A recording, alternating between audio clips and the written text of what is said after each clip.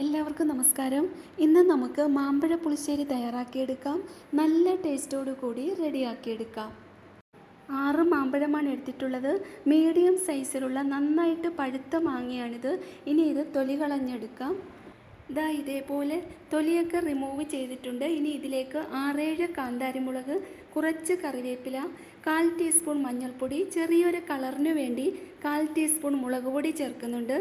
ആവശ്യത്തിന് ഉപ്പും 1.5 കപ്പ് വെള്ളവും കൂടി ചേർത്ത് അടച്ചു വെച്ച് കുക്ക് ചെയ്തെടുക്കാം.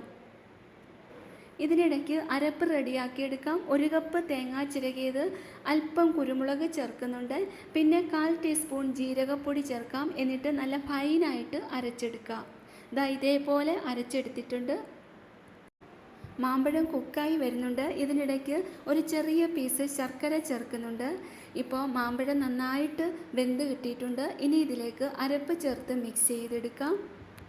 എന്നിട്ട് അല്പനേരം ഒന്ന് തിളപ്പിച്ചെടുക്കാം. ഇനി ലോ ഫ്ലെയിമിലേക്ക് മാറ്റിയിട്ട് 1/4 കപ്പ് തൈര് ബ്ലെൻഡ് ചെയ്ത് ചേർക്കാം.